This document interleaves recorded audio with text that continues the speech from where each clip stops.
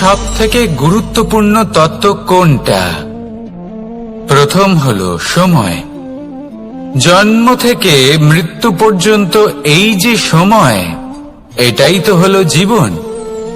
দ্বিতীয় হলো জীবন, যাতে আমরা সময়ের সদ্ব্যবহার করি, শ্রেষ্ঠ থেকে শ্রেষ্ঠতর কাজ করার চেষ্টা করি। বহু বছরের এই পরম্পরা, এই সংস্কৃতিকে এগিয়ে নিয়ে যাওয়ার চেষ্টা করি। এই সংসারে আমরা অংশগ্রহণ করতে চেষ্টা করি। তৃতীয় হলো ধন, সেই ধন যা প্রত্যেক ব্যক্তি অর্জন করতে চেষ্টা করেন।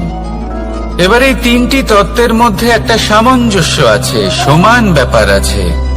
সে ধনই হোক বা সময় হোক বা হোক জীবন।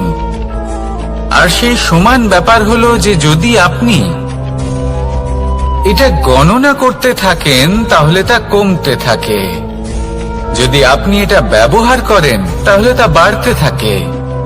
একে সংগঠিত করে রাখতে চেষ্টা করলে এ হাত থেকে ফসকে যায়, কিন্তু যদি আপনি একে সামলে রাখতে শিখে যান তাহলে এমন কাজ করবেন যাতে সংসারের সাথে সাথে পরবর্তী প্রজন্ম লাভবান হবে।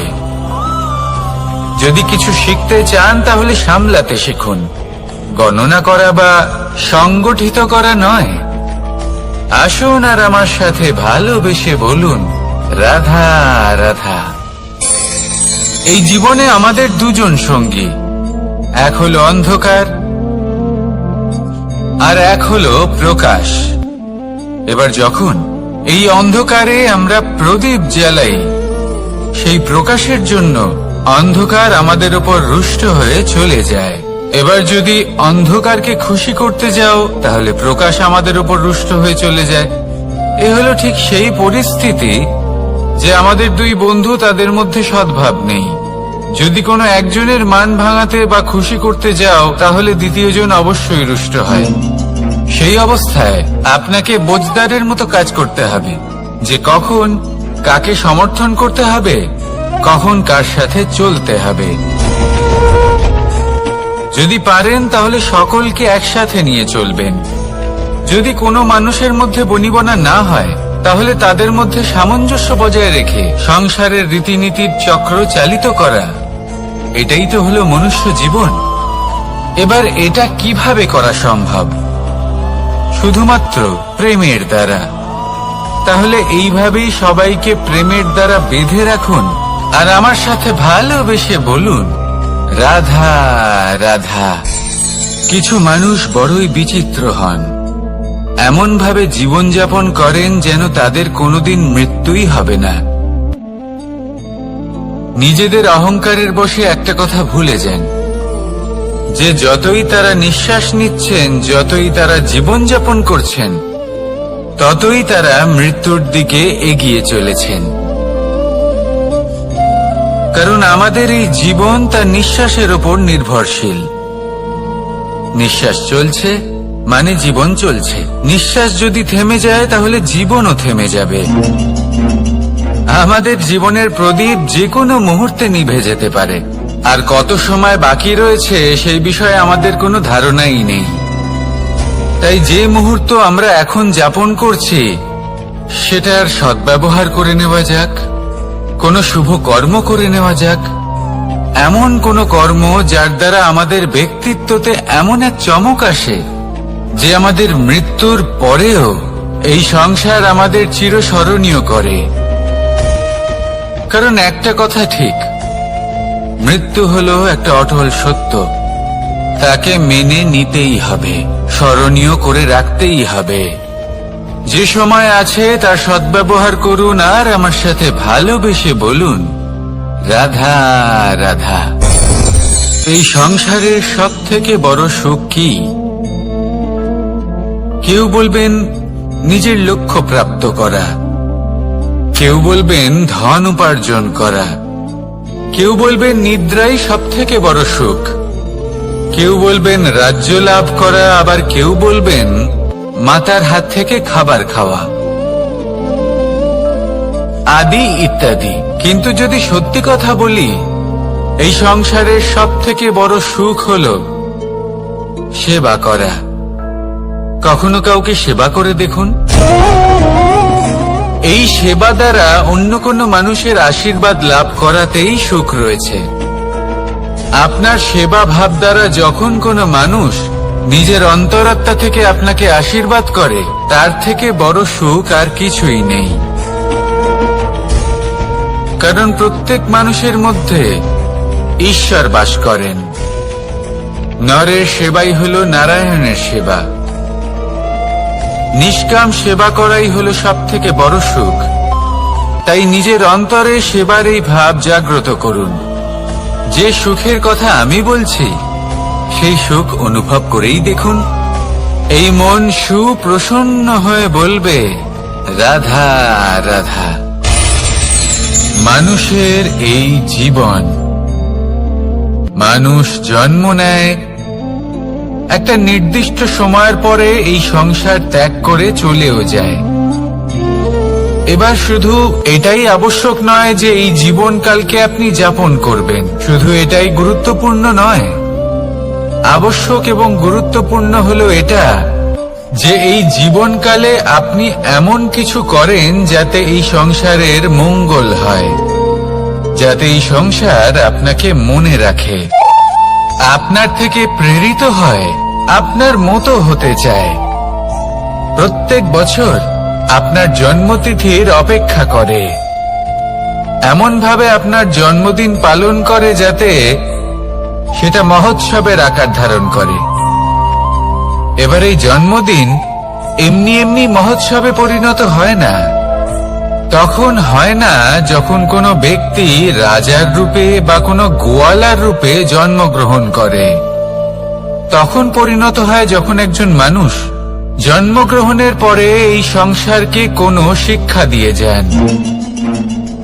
কিভাবে একজন মানুষ গোয়ালা থেকে রাজা হতে পারে, কিভাবে একজন মানুষ অসত্য থেকে সত্যের পথে চলতে শুরু করেন, অধর্ম থেকে ধর্মের পথে চালিত হতে পারেন, কিভাবে অন্ধকার থেকে প্রকাশের দিকে যেতে পারেন, কিভাবে নিজের আত্মাকে পরমাত্মার সাথে মিলিত করতে পারেন। তা সে রামনবমী হোক বা জন্মাষ্টমী হোক, তাদের জীবনের সাথে জড়িত প্রত্যেক মুহূর্ত একটা পরবের আকার ধারণ করে। তাহলে আপনিও এইভাবে নিজের জীবন যাপন করতে থাকুন।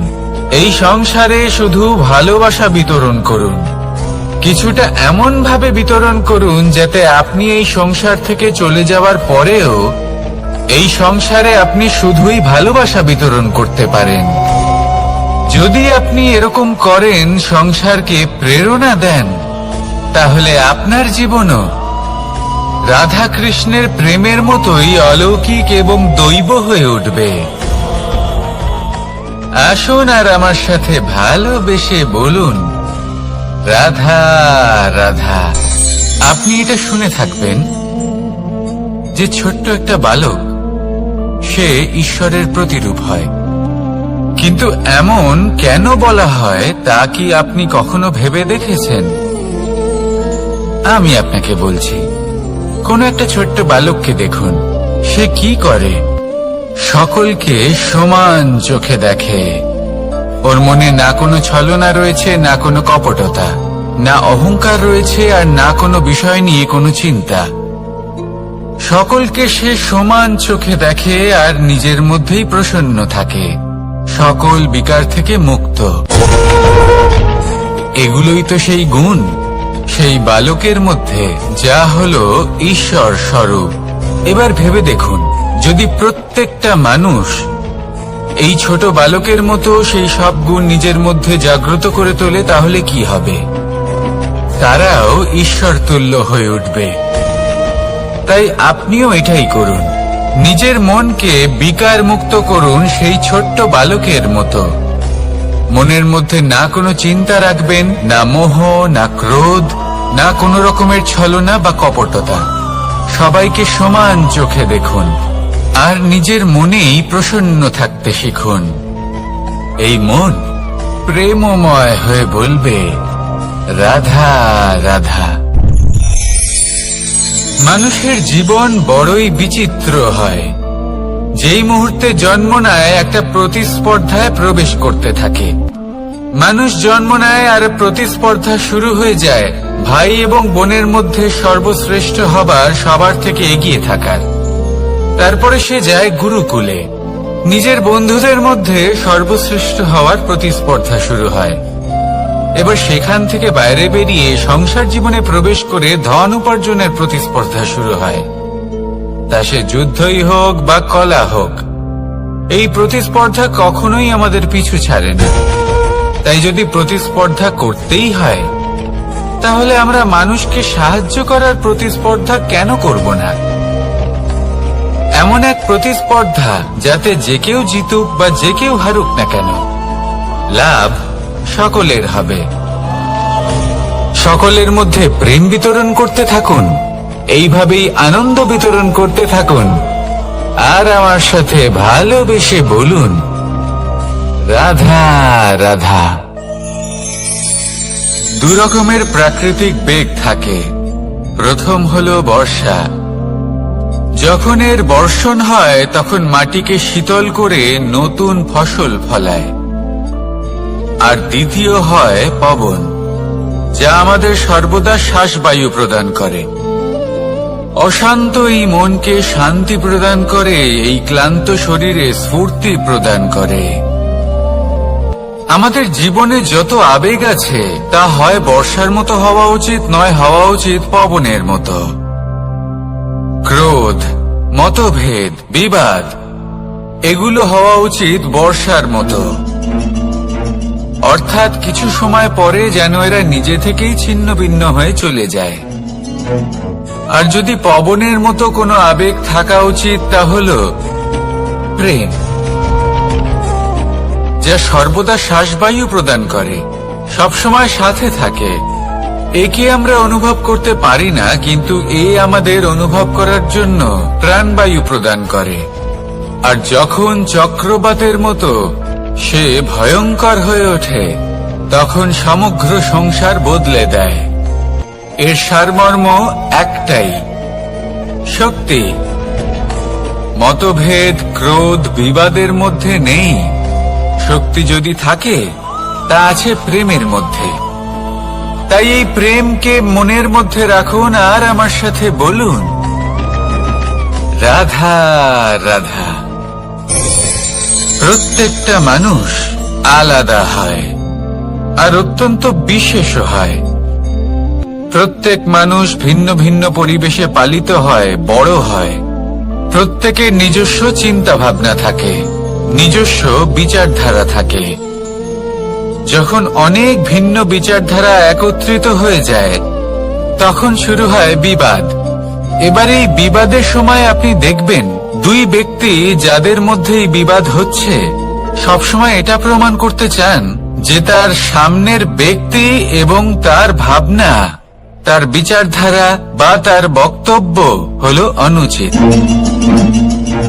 এবার এটাই যদি প্রেম পূর্বক রূপে আপনি ভেবে দেখতে চেষ্টা করেন যে সামনের ব্যক্তিটির বক্তব্য, তার মানসিকতা আসলে কি, তাতে উচিত ঠিক কি, সেটা আমরা বুঝতে পারি।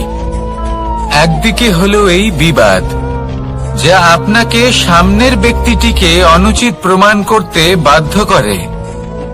আর অন্যদিকে হলো প্রেম, যা সামনের ব্যক্তিটির যুক্তি বুঝতে সাহায্য করে, তাতে উচিত কি রয়েছে সেটা বুঝতে বাধ্য করে, তাকে মহান হয়ে ওঠার পথে অগ্রসর হতে বাধ্য করে। তাই এই বিবাদকে ত্যাগ করুন আর প্রেমকে আপন করে নিন, আর এই প্রেম ভাব নিয়ে বলুন, রাধা রাধা। এই সংসারে বড়ই বিচিত্র এক শব্দ আছে, মূল্য। এর প্রয়োগ আমরা জীবনেও করে থাকি, আবার ব্যবসাতেও করে থাকি। একজন উদ্যোগপতি সবসময় বলেন, ব্যবসার মূল্য সবসময় উচ্চমান হওয়া উচিত, তাতে লাভ বেশি। অন্যদিকে আরেকজন ব্যক্তি যিনি পরোপকারী, যিনি ঈশ্বরের দর্শনের অভিলাষী, তিনি বলেন জীবনের মূল্য সব থেকে উচ্চমান হওয়া উচিত। অনেক সময় মানুষ কি করে থাকেন, ব্যবসার এই মূল্য তা উচ্চতার শিখরে পৌঁছানোর লোভে জীবনের মূল্য নামিয়ে ফেলেন, যেখানে এই সমগ্র সংসার প্রেমের দ্বারা চালিত হয়। প্রেমই হলো এই সংসারের আধার।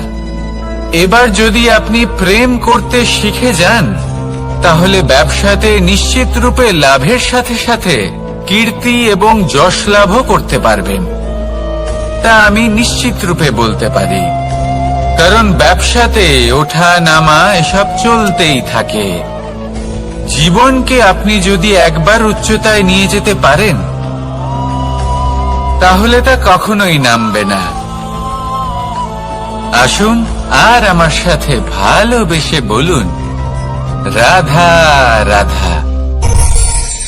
যা বাধা দেয় তা হলো অবরোধ, যা এগিয়ে নিয়ে যায় তা হলো বিকাশ, আর যা ভাগ করে দেয় তা হলো গুণ। আপনি সবাইকে আনন্দ দিন, তার বদলে আপনিও আনন্দ পাবেন। আপনি সবার মধ্যে প্রেম ছড়ান, আপনিও তার বদলে প্রেমই পাবেন। এই দেখুন না, মেঘেদের দেখুন। এই যে মেঘ, এই মেঘের গুণ এইটা নয় যে এরা জল সংগ্রহ করে রাখে। এদের গুণ হলো এটাই যে এই মেঘ সকলের মধ্যে জল ভাগ করে দেয়। ধরিত্রীর এবং জগতের তৃষ্ণা নিবারণ হয়। সূর্য, সূর্যের গুণ এইটা নয় যে সে সব থেকে বেশি তেজস্বী। তার গুণ হলো এটাই যে সে নিজের তেজ সবার মধ্যে ভাগ করে দিতে পারে। ঠিক সেইভাবেই জীবনে আনন্দ, উল্লাস, প্রেম এই সব কিছুই ভাগ করে নিতে শিখুন। এটাই হলো একটা গুণ, আর তার বদলে আপনি দ্বিগুণ আনন্দ, দ্বিগুণ উল্লাস, দ্বিগুণ প্রেম অবশ্যই পাবেন। যদি আপনি এই সবকিছু নিজের কাছেই জমিয়ে রাখেন, তাহলে আপনি নিজের বিকাশে নিজেই বাধা দেবেন। আসুন আর আমার সাথে ভালোবেসে বলুন, রাধা রাধা। আপনি কখনো মাখনের হাঁড়ি ভেঙেছেন? কত আনন্দ পাওয়া যায়। এই মাখনের হাঁড়ি ভাঙলে পুরো মাখন আমাদের গায়ে এসে পড়ে আর মন উচ্ছ্বসিত হয়ে ওঠে। কিন্তু তার জন্য বালগোপালদের কত চেষ্টা করতে হয় সেটা কখনো ভেবে দেখেছেন? প্রথমে বড়ই পরিশ্রম করে একের ওপর এক সাবধানে ওপরে চড়তে হয়, তারপরে ভারসাম্য বজায় রাখতে হয়, পড়ে গেলে হবে না। তারপর এই হাতের দ্বারা সেই মাখনের হাঁড়ি ভাঙতে হয়, তখন মাখন পড়ে। এবার এরকমই কিছু আমাদের জীবনে আমাদের সাথেও হয়। এবার আপনি বলবেন যে মাখনের হাঁড়ি ভাঙার এই প্রক্রিয়া, তার সাথে জীবনের কি সম্পর্ক থাকতে পারে? আসলে আমাদের মনের মাঝেও একটা হাঁড়ি রয়েছে, অহংকারের হাঁড়ি। আর এই অহংকারের হাঁড়ি যখন ভেঙে যায়, তখন প্রসন্ন হবার আনন্দ চতুর্দিকে ছড়িয়ে পড়ে। এই মন, এই আত্মা, এই দুই প্রসন্ন হয়ে যায়। কিন্তু তার জন্য আপনাদেরকেও বালগোপালের মতো চেষ্টা করে যেতেই হবে, ভারসাম্য বজায় রাখতেই হবে মনের মাঝে এবং এই বুদ্ধিতে, ভালো এবং মন্দের মধ্যে, লোভ এবং পরমার্থের মধ্যে। আর তারপর নিজে হাতে অহংকারের এই হাঁড়ি ভেঙে দিতে হয়। দেখুন, যদি ঈশ্বরের সঙ্গ লাভ করতে চান, তাহলে অহংকারের এই হাঁড়ি ভাঙতেই হবে।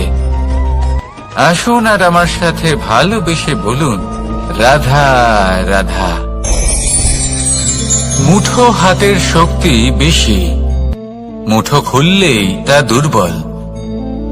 তা এমন কি থাকা উচিত এই বন্ধ মুঠোয় যা লাখের সমান?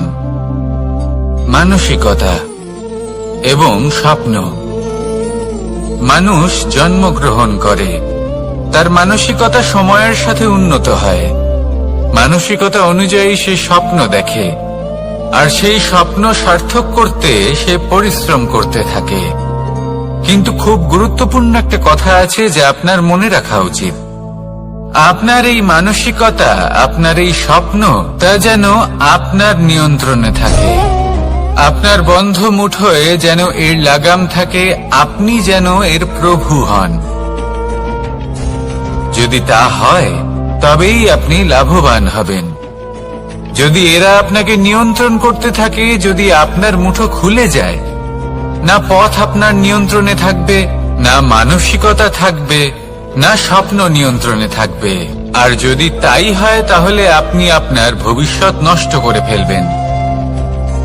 তাই নিয়ন্ত্রণ করতে শিখুন নিজের বিচার বুদ্ধি, নিজের মানসিকতা, নিজের স্বপ্নকে। নিজের এই স্বপ্ন পূরণ করুন আর আমার সাথে ভালোবেসে বলুন, রাধা রাধা। এই সংসারের সব থেকে কঠোর ধাতুর মধ্যে একটি হলো লোহা। লোহা দিয়ে আমরা অনেক অস্ত্র শস্ত্র লাভ করি, অনেক বস্তুও লাভ করি। এবার এই লোহাকে কাটার জন্য, একে কোনো আকার দেওয়ার জন্য কি প্রয়োগ করতে হয়? লোহা। এবার এই কথাটা আমরা সকলেই জানি যে লোহার দ্বারাই লোহাকে কাটতে হয়। এবার এই কথা আমি আপনাকে কেন বলছি? এরপরে খুব বড় একটা প্রশ্ন আসে, যা খুব বড় শিক্ষা দিয়ে যায়। এটা কেন হয় যে আমরা একটা লোহা দিয়ে একটা লোহাতে আঘাত করছি, কিন্তু যে লোহা দ্বারা আঘাত করছি তার আকার বদলাচ্ছে না, যার ওপর প্রহার করছি তার আকার বদলাচ্ছে? এতে পার্থক্যটা কোথায়? পার্থক্য হলো তাপমাত্রার। দেখুন, যে লোহাকে আমরা কাটতে চাই তার তাপমাত্রা বাড়াতে হয়, তাকে গরম করতে হয়। আর যে লোহা দ্বারা আমরা আঘাত করতে চলেছি সেই লোহা আমাদের ঠান্ডা রাখতে হয়। অর্থাৎ ঠান্ডা লোহা গরম লোহাকে কেটে দেয়। এবার এই শিক্ষা কি আমাদের জীবনে যথেষ্ট নয়? আমাদের জীবনে অনেক সমস্যা আসতে পারে, কিন্তু আমাদের এই বিষয়ে বিশেষ খেয়াল রাখতে হবে যে আমাদের মনকে আমরা যেন ঠান্ডা রাখি, এই মস্তিষ্ককে শান্ত রাখতে হবে। যদি আমরা ক্রোধ বা ঈর্ষার আগুনে জ্বলতে থাকি, বিদ্বেষের আগুনে জ্বলতে থাকি, তাহলে আমরাও সেই লোহার মতোই হয়ে যাব যার তাপমাত্রা অত্যন্ত বেশি। তখন যে কেউ এসে আমাদের বিচ্ছিন্ন করে চলে যাবে। মনে রাখবেন, যিনি যত বেশি স্থির বুদ্ধির অধিকারী, যিনি হলেন সব থেকে বেশি শান্ত, তিনি হলেন সব থেকে বেশি বলশালী। তাহলে শান্ত থাকুন আর আমার সাথে ভালোবেসে বলুন, রাধা রাধা। এই সমগ্র সংসারের সব থেকে গুরুত্বপূর্ণ ব্যক্তি কে? স্বয়ং আপনি। নিজের জন্য তো বটেই, তাই না? কারণ যখন আপনি জন্মগ্রহণ করেন, নিজের চোখ খোলেন, এই সংসারে আসেন, তখনই তো এই সংসারকে আপনি দেখতে পান, অনুভব করতে পারেন। এখানকার আবেগ, এখানকার মানুষজন তখন থেকেই অনুভব করেন। যদি আপনি না থাকেন তাহলে এই সংসারের অস্তিত্ব আপনার কাছে শূন্যের সমান, তাই না? আপনি না থাকলে এই সংসারও আপনার কাছে নেই। এবার সবাই বলবেন যে এ তো সত্যি কথা, সেই অনুযায়ী তো আমার স্বার্থপর হওয়া উচিত, অহংকারী হওয়া উচিত, কারণ আমার কাছে আমিই তো সবকিছু। দৃষ্টিভঙ্গি পাল্টে দেখুন, আপনার কাছে সব থেকে বেশি গুরুত্বপূর্ণ ব্যক্তি কে? আপনি নিজেই। সেই মানুষটি কেমন হওয়া উচিত একটু ভেবে দেখুন। সব সময় সকলকে সাহায্য করুন, একসাথে মিলে পরিশ্রম করুন, সাহায্য করুন অন্যদেরকে। এটা অতি আবশ্যক। এবং তার থেকেও বেশি গুরুত্বপূর্ণ হলো এটাই যে আপনার মনে যেন কখনো এই বিষয়ে ভয় না থাকে যে আমি আমার প্রিয়জনদের, আমার কাছের মানুষগুলিকে হারিয়ে ফেলব। এই ভয় কখনোই মনের মধ্যে থাকা উচিত নয়। যদি ভয় থাকে তাহলে থাকুক এই বিষয়ে যে সকল মানুষ আমার জীবন থেকে, আমার থেকে দূরে চলে যাচ্ছেন, তাদের বাধা দিতে দিতে আমি যেন নিজেকেই না হারিয়ে ফেলি। নিজের অস্তিত্বকেই না হারিয়ে ফেলি, নিজের ব্যক্তিত্বকে, নিজের বিচারধারাকে, নিজের করুণার শক্তি না হারাই। তাহলে এই ভয় ত্যাগ করুন আর আমার সাথে ভালোবেসে বলুন, রাধা রাধা। মানুষের দুটো রূপ রয়েছে, এক আমাদের এই মুখ যা শুধুই চোখে দেখা যায়, আর দ্বিতীয় আমাদের এই মন যা শুধুমাত্র অন্তরাত্মা দ্বারা দেখা যায়। এবার আমাদের এই মুখ তা ঈশ্বর সকলকেই আগে থেকেই প্রদান করেছেন, কিন্তু এই মন কেমন হবে তা আমাদের জীবনের অনুভূতি এবং আমাদের জীবনের লক্ষ্য এগুলি সুনিশ্চিত করে। অর্থাৎ নেত্র দিয়ে দেখা যায় আমাদের এই মুখ, তা শুধুই এই কারণে প্রয়োজন যাতে সংসার আমাদের দেখতে পায়, আমাদের চিনতে পারে। কিন্তু যদি এই সংসারে আপনি প্রকৃত অর্থে মান সম্মান লাভ করতে চান, তাহলে নিজের অন্তরাত্মাকে আপনাকে বিকশিত করতেই হবে। দেখুন, কথায় আছে এই যে অসুর, তা শারীরিকভাবে উপস্থিত নয়, তা মনের মধ্যে থাকে। যদি এই মন থেকে অসুরকে বের করে দেওয়া যায়, তাহলে শরীরে তা উপস্থিত থাকবেই না। তাই মনকে শুদ্ধ করুন আর আমার সাথে ভালোবেসে বলুন, রাধা রাধা। প্রয়াস, পরিশ্রম, এই শব্দগুলি শুনতে হয়তো ছোট মনে হয়, কিন্তু এর মূল্য অনেকটাই অধিক। এবার প্রয়াসও কিন্তু দুই ধরনের হয়। একটা প্রয়াস তাই যা আমরা নিজের মন থেকে, অন্তর থেকে সমগ্র শক্তি দিয়ে করার চেষ্টা করি। এবারে এই প্রয়াস প্রচেষ্টার নামান্তর। কিছু প্রয়াস এমনও হয় যেমন দ্রুতক্রীড়া খেলা। মানুষ বলেন, আজ একটু প্রয়াস করি, একটু দ্রুতক্রীড়া খেলেই দেখি, যদি বিজয়ী হই তবে ভালো ব্যাপার, যদি না হই তবে আর কখনো খেলবো না। এটাও কিন্তু প্রয়াস, কিন্তু এই প্রয়াস পরিশ্রম নয়। পাণ্ডবদের দেখুন, ওনারা যখন পরিশ্রম করেছিলেন তখন খাণ্ডবপ্রস্থকেও ইন্দ্রপ্রস্থ বানিয়েছিলেন।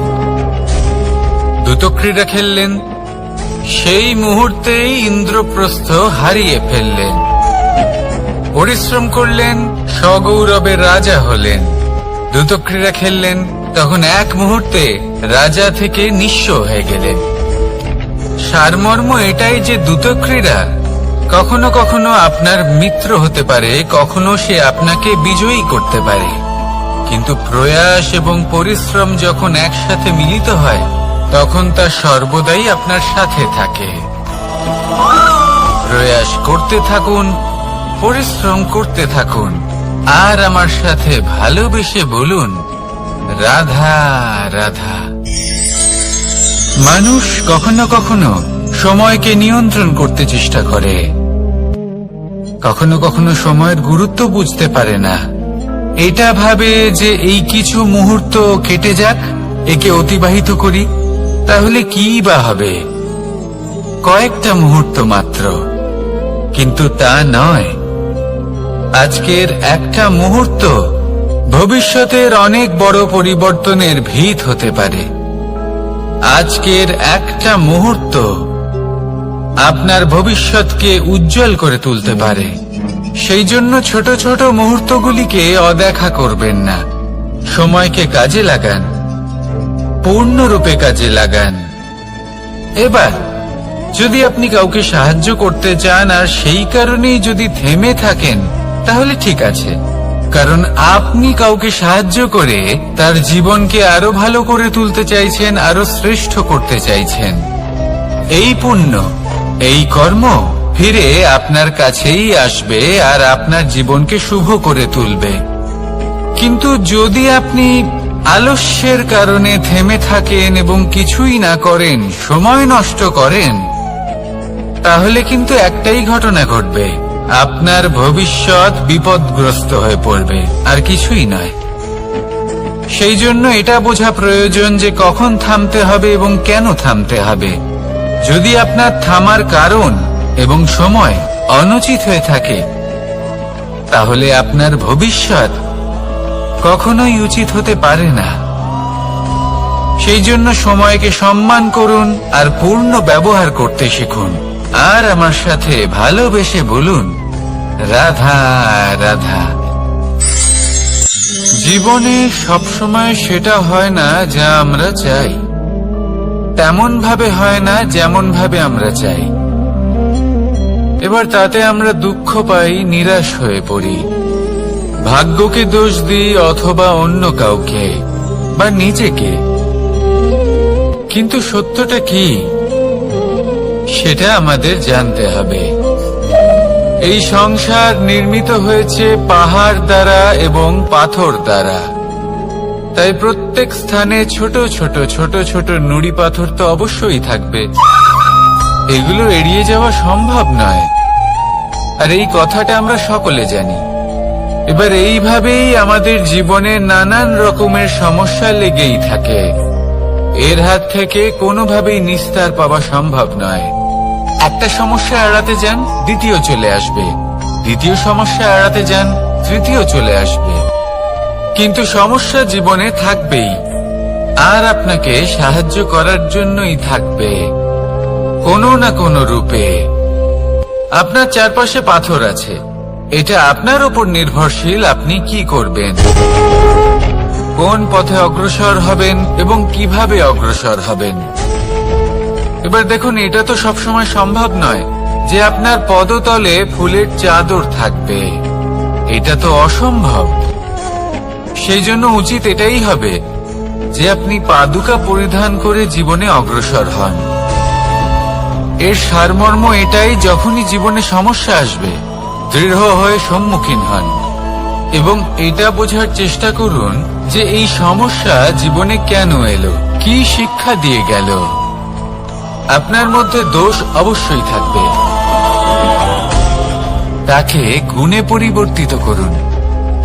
এই জীবন আরো বেশি সহজ সরল হবে এবং প্রসন্ন হয়ে বলবে, রাধা রাধা।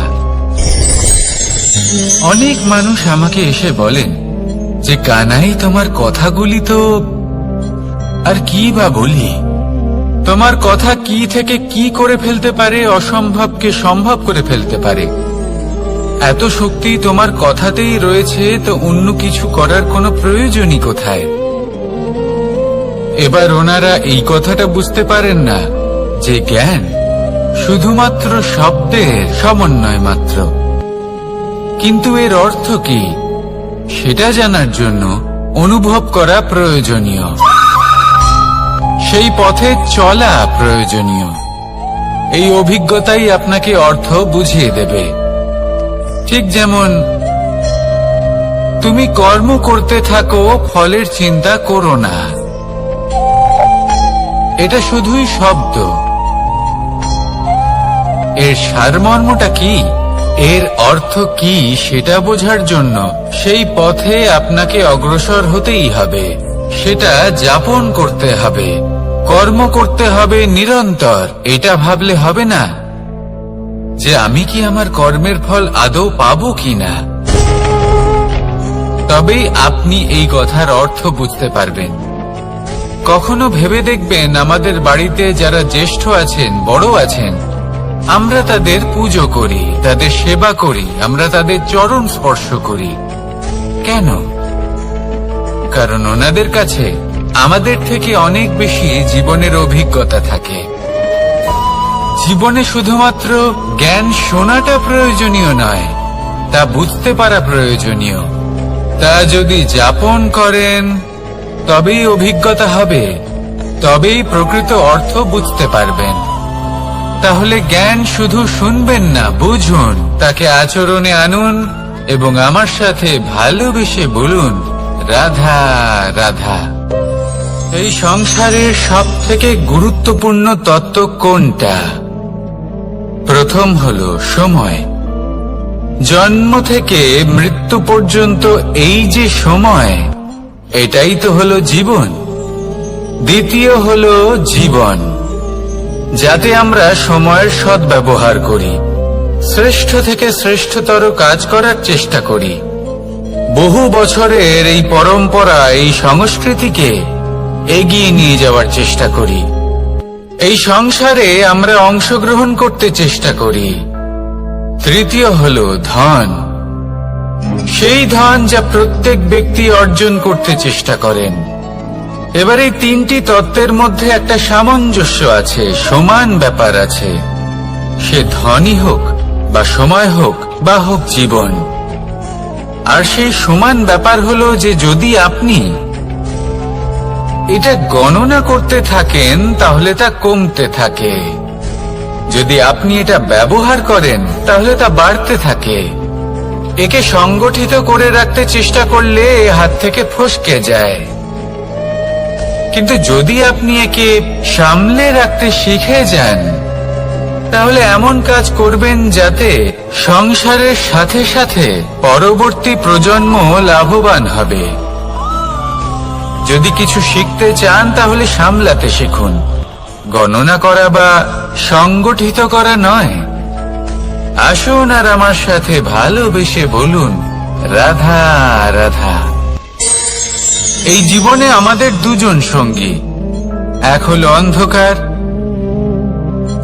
আর এক হলো প্রকাশ।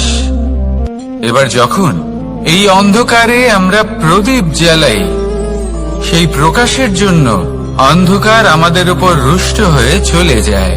এবার যদি অন্ধকারকে খুশি করতে যাও তাহলে প্রকাশ আমাদের উপর রুষ্ট হয়ে চলে যায়। এ হলো ঠিক সেই পরিস্থিতি যে আমাদের দুই বন্ধু, তাদের মধ্যে সদ্ভাব নেই। যদি কোনো একজনের মান ভাঙাতে বা খুশি করতে যাও তাহলে দ্বিতীয়জন অবশ্যই রুষ্ট হয়। সেই অবস্থায় আপনাকে বোঝদারের মতো কাজ করতে হবে যে কখন কাকে সমর্থন করতে হবে, কখন কার সাথে চলতে হবে। যদি পারেন তাহলে সকলকে একসাথে নিয়ে চলবেন। যদি কোনো মানুষের মধ্যে বনিবনা না হয় তাহলে তাদের মধ্যে সামঞ্জস্য বজায় রেখে সংসারের রীতিনীতির চক্র চালিত করা, এটাই তো হলো মনুষ্য জীবন। এবার এটা কিভাবে করা সম্ভব? শুধুমাত্র প্রেমের দ্বারা। তাহলে এইভাবেই সবাইকে প্রেমের দ্বারা বেঁধে রাখুন আর আমার সাথে ভালোবেসে বলুন, রাধা রাধা। কিছু মানুষ বড়ই বিচিত্র হন, এমন ভাবে জীবনযাপন করেন যেন তাদের কোনোদিন মৃত্যুই হবে না। নিজেদের অহংকারের বশে একটা কথা ভুলে যান যে যতই তারা নিঃশ্বাস নিচ্ছেন, যতই তারা জীবনযাপন করছেন, ততই তারা মৃত্যুর দিকে এগিয়ে চলেছেন। কারণ আমাদের এই জীবন তার নিঃশ্বাসের ওপর নির্ভরশীল। নিঃশ্বাস চলছে মানে জীবন চলছে। নিঃশ্বাস যদি থেমে যায় তাহলে জীবনও থেমে যাবে। আমাদের জীবনের প্রদীপ যে কোনো মুহূর্তে নিভে যেতে পারে, আর কত সময় বাকি রয়েছে সেই বিষয়ে আমাদের কোনো ধারণাই নেই। তাই যে মুহূর্ত আমরা এখন যাপন করছি সেটার সদ্ব্যবহার করে নেওয়া যাক, কোনো শুভ কর্ম করে নেওয়া যাক, এমন কোন কর্ম যার দ্বারা আমাদের ব্যক্তিত্বতে এমন এক চমক আসে যে আমাদের মৃত্যুর পরেও এই সংসার আমাদের চিরস্মরণীয় করে। কারণ একটা কথা ঠিক, মৃত্যু হলো একটা অটল সত্য, তাকে মেনে নিতেই হবে, স্মরণীয় করে রাখতেই হবে। যে সময় আছে তার সদ্ব্যবহার করুন আর আমার সাথে ভালোবেসে বলুন, রাধা রাধা। এই সংসারের সব থেকে বড় সুখ কি? কেউ বলবেন নিজের লক্ষ্য প্রাপ্ত করা, কেউ বলবেন ধন উপার্জন করা, কেউ বলবেন নিদ্রাই সব থেকে বড় সুখ, কেউ বলবেন রাজ্য লাভ করা, আবার কেউ বলবেন মাতার হাত থেকে খাবার খাওয়া, আদি ইত্যাদি। কিন্তু যদি সত্যি কথা বলি, এই সংসারের সব থেকে বড় সুখ হলো সেবা করা। কখনো কাউকে সেবা করে দেখুন, এই সেবা দ্বারা অন্য কোনো মানুষের আশীর্বাদ লাভ করাতেই সুখ রয়েছে। আপনার সেবা ভাব দ্বারা যখন কোনো মানুষ নিজের অন্তরাত্মা থেকে আপনাকে আশীর্বাদ করে, তার থেকে বড় সুখ আর কিছুই নেই। কারণ প্রত্যেক মানুষের মধ্যে ঈশ্বর বাস করেন। নরের সেবাই হলো নারায়ণের সেবা। নিষ্কাম সেবা করাই হলো সব থেকে বড় সুখ। তাই নিজের অন্তরে সেবার এই ভাব জাগ্রত করুন। যে সুখের কথা আমি বলছি, সেই সুখ অনুভব করেই দেখুন। এই মন সুপ্রসন্ন হয়ে বলবে, রাধা রাধা। মানুষ অসুস্থ কেন হন? শারীরিক দুর্বলতার কারণে? না, মানুষ অসুস্থ হন তার মানসিকতার কারণে, তার বিবেকের কারণে, তার কর্মের কারণে, তার ক্রোধের কারণে। আর যখন কেউ সুস্থ হন, ঠিক হয়ে যান, তার মানে এটা নয় যে শুধু ওষুধের জন্য তিনি সুস্থ হয়েছেন।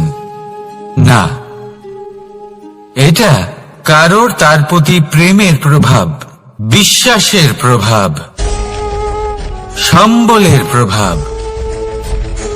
শুধুমাত্র ওষুধ দিয়ে কিছুই হয় না। যদি মনে প্রেম থাকে, বিবেক থাকে, বিশ্বাস থাকে, সম্বল থাকে, তবেই সেই ওষুধ কাজ করতে পারে। তাই মনে রাখবেন, এই জীবন হলো অত্যন্ত ছোট।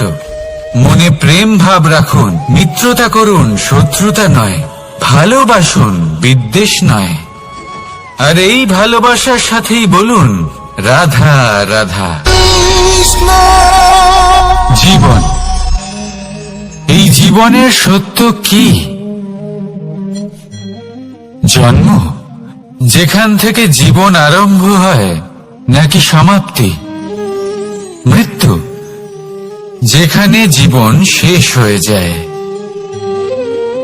জীবনের সত্য এটা নয়, সবকিছু এটা নয়।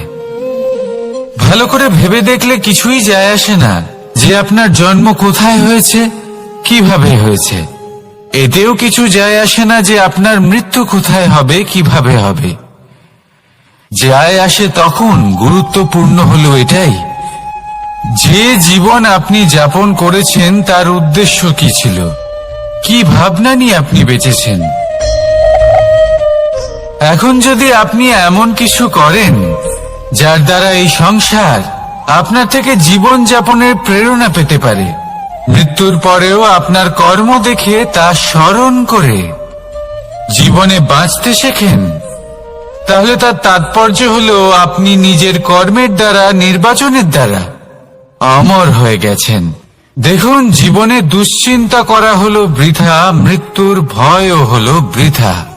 কারণ আত্মা কখনো মরে না, তাকে কেউ শেষ করতে পারে না। না কাল, না মৃত্যু, আর না সময়। যদি এমন কিছু থাকে যা আপনার আত্মাকে শেষ করে দিতে পারে, তাহলে তা আপনারই নিজের দুষ্কর্ম। তাই এই যে জীবনকাল আপনার কাছে রয়েছে, তাতে শুধু শুভ কর্ম করুন, দুশ্চিন্তা করা ত্যাগ করুন। এমন কর্ম করুন যা দেখে সংসার উচিত পথে চলে আসবে, শুভ কর্ম করবে।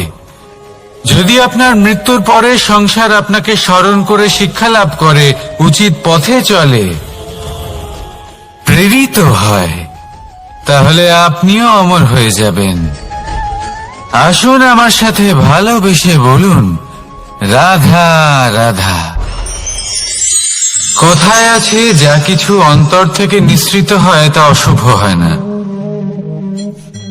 অশুভ হলো সেই বোধ, সেই ইচ্ছে যা অন্তর থেকে নিঃসৃত হলেও কখনোই বিবেকের দ্বারা পরখ করা হয় না। এমনই একটা অনুভূতি হলো ক্রোধ। এই ক্রোধ আপনার বিবেকই হরণ করে নেয়, আপনার করুণা হরণ করে নেয়। আপনি ভাবনা চিন্তা করার যোগ্যতাই হারিয়ে ফেলেন। এবার যদি আপনি সংসারকে নিয়ন্ত্রণ করতে চান, ভবিষ্যতের ওপর নিয়ন্ত্রণ রাখতে চান, বর্তমানের ওপর নিয়ন্ত্রণ রাখতে চান, তাহলে প্রথমে নিজের ক্রোধের উপর নিয়ন্ত্রণ করা শিখতে হবে, কারণ এই ক্রোধ আপনার বন্ধু নয়, এ আপনার শক্তি নয়, এ হলো আপনার দুর্বলতা, আর এটা শত্রুর শক্তি বাড়িয়ে তোলে, আর শেষ পর্যন্ত ক্ষতি আপনারই হয়। তাই এই ক্রোধকে নিজের নিয়ন্ত্রণে রাখুন। অশুভ মন্তব্য আপনা থেকেই অসফল হয়ে যাবে। আসুন আমার সাথে ভালোবেসে বলুন, রাধা রাধা।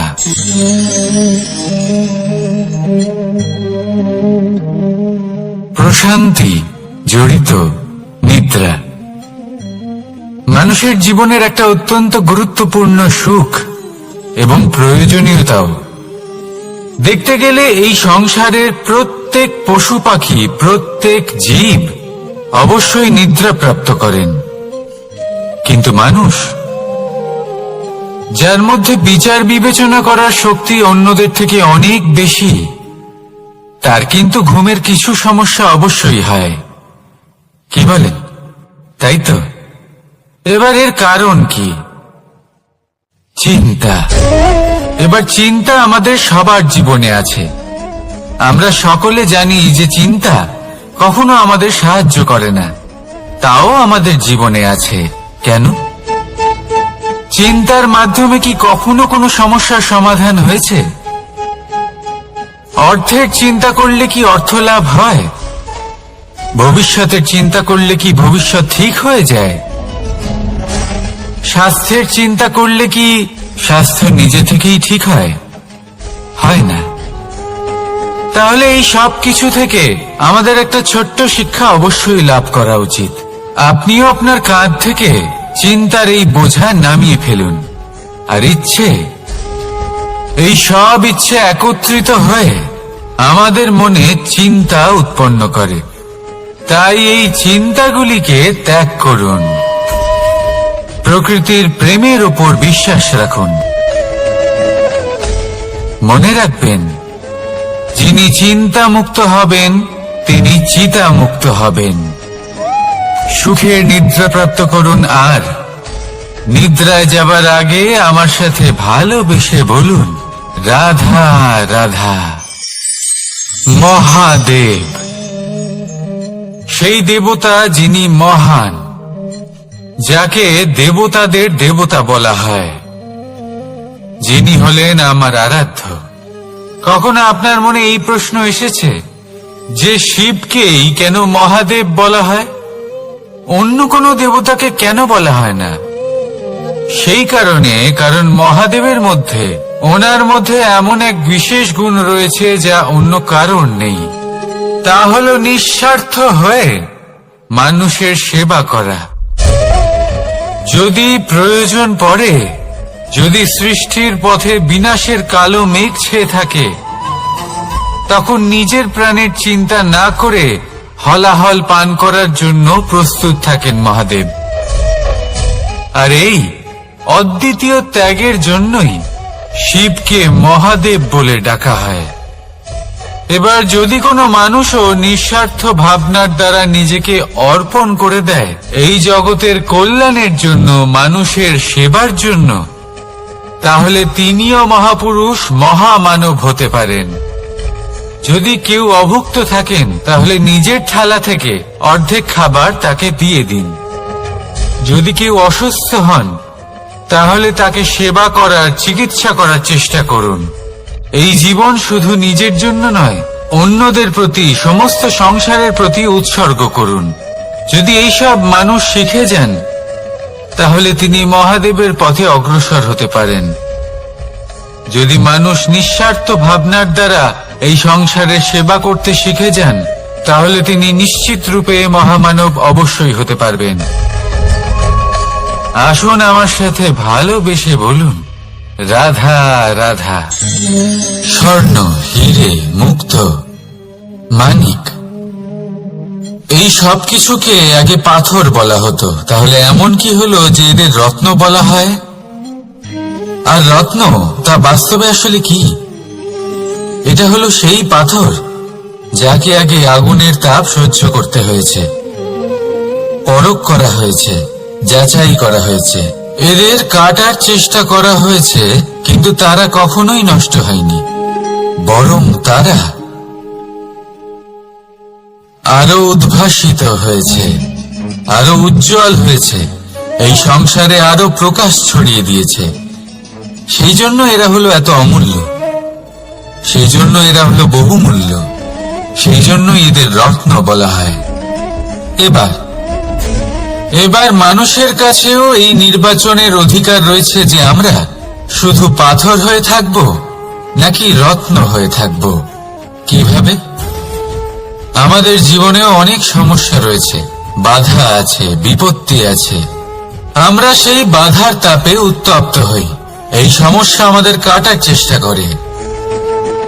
অনেক মানুষ বিভিন্ন পরিস্থিতি আমাদের ভাঙার চেষ্টা করে, কিন্তু আমাদের নষ্ট হলে চলবে না। যেভাবে এই রত্ন সমস্যার সম্মুখীন হয়ে পাথর থেকে রত্ন হয়েছে, সেইভাবেই আমাদেরও আমাদের সমস্যার সম্মুখীন হয়ে রত্ন হয়ে উঠতে হবে। এই সংসারে প্রকাশের স্রোত হয়ে উঠতে হবে। তাহলে এটাই করুন আর আমার সাথে ভালোবেসে বলুন, রাধা রাধা। সংসারে সব থেকে বড় শক্তি আসলে কি? কেউ বলবেন শারীরিক শক্তি, কেউ বলবেন অস্ত্রের শক্তি, কেউ বলবেন জ্ঞানের শক্তি। ঠিক আছে, কিন্তু যদি আমি বলি সংসারের সব থেকে বড় শক্তি হলো শক্তি কোনো এক তথ্যের, আগে হ্যাঁ, তথ্য। এই তথ্য নিজেই কিন্তু খুব শক্তিশালী, অত্যন্ত শক্তিশালী অস্ত্র হলো এই তথ্য। আর সত্যি বলতে অনুচিত তথ্যের থেকে অনেক বেশি ঘাতক হলো অসম্পূর্ণ তথ্য। যেরকম আজ শাম্ব রুক্মির সাথে করেছে, ওকে অসম্পূর্ণ তথ্য দিয়েছে, তার ফলে বিনাশ হলো। যদি এইভাবেই আপনার কাছেও কোনো অসম্পূর্ণ তথ্য আসে, আর যদি আপনি তা পরখ না করে দেখেন, যাচাই না করে দেখেন, আর নিজের কর্ম করেন, তাহলে উত্থানের বদলে আপনি পতনের সম্মুখীন হবেন। বিকাশের বদলে আপনার বিনাশ হয়ে যাবে। মনে রাখবেন একটা অত্যন্ত গুরুত্বপূর্ণ কথা, সঠিক তথ্য পাওয়া সঠিক তথ্য দেওয়ার থেকে অনেক বেশি গুরুত্বপূর্ণ। আশা করি এই কথা আপনি বুঝেছেন। জীবনে যখনই কোনো তথ্য আপনি পাবেন, সেই বিষয়ে ভেবে দেখুন, পরখ করে দেখুন, যাচাই করুন, তারপর নিজের কর্ম করুন। আর আমার সাথে ভালোবেসে বলুন, রাধা রাধা। ধর্ম এবং প্রেম, এই দুই হলো একই মুদ্রার দুই পিঠ। যদি এদের মধ্যে কোনোটা নষ্ট হয়ে যায়, তাহলে দ্বিতীয়টাও থাকে না। কখনো ভেবেছেন এমন কেন হয়? তার জন্য আগে আপনাকে বুঝতে হবে যে ধর্ম আসলে কি। ধর্ম সেটাই যা এই সংসারের প্রত্যেক মানুষকে একে অপরের সাথে সুখ এবং শান্তিতে থাকতে প্রেরণা যোগায়। এই প্রেরণার আধার হলো প্রেম। প্রেম সেটাই যা আপনার মধ্যে অন্য কারোর প্রতি করুণাবোধ জাগিয়ে তোলে, সম্মান জাগিয়ে তোলে। এবার যদি প্রেম চলে যায়, তাহলে সবার আগে বিনাশ হবে সম্মান আর করুণাবোধের। এবার যেখানে না প্রেম রয়েছে, না সম্মান রয়েছে, না করুণা রয়েছে, সেখানে ধর্ম কিভাবে বাস করবে? অশুভ ইচ্ছে জাগ্রত হয়ে ওঠে, ক্রোধ জাগ্রত হয়ে ওঠে, অহংকার জাগ্রত হয়ে ওঠে, আর তারপর আরম্ভ হয় অধর্মের। তাই যা যা ভাবনা আপনার অন্তরে প্রবেশ করছে, করতে দিন, কিন্তু যাই হোক না কেন, এই প্রেমকে নিজের থেকে দূরে যেতে দেবেন না। এই প্রেমকে চিরকাল নিজের কাছে রাখুন, নিজের হৃদয়।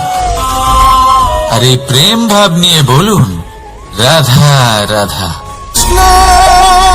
এই সংসারে আমাদের জীবনের সব থেকে বড় দোষ কি আপনি জানেন? কেউ বলবেন লোভ, কেউ বলবেন লালসা, কেউ বলবেন অসত্য। দেখুন, দুঃখের মূল কারণ হলো পরিশ্রম না করা। কিছু মানুষ ভাবেন যে আমি জীবনে কোনো পরিশ্রম করব না, অথচ আমি সবকিছু প্রাপ্ত করতে চাই। আর এমন এক কারণের জন্যই দূতের মতো খেলা আমাদের জীবনে প্রবেশ করার সুযোগ পায়। দূত, এই দূত আসলে কি?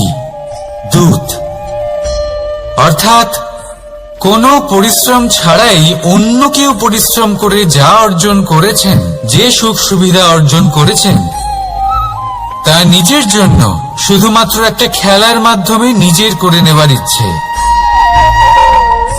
আর এই ইচ্ছে অত্যন্ত বিনাশকারী হতে পারে।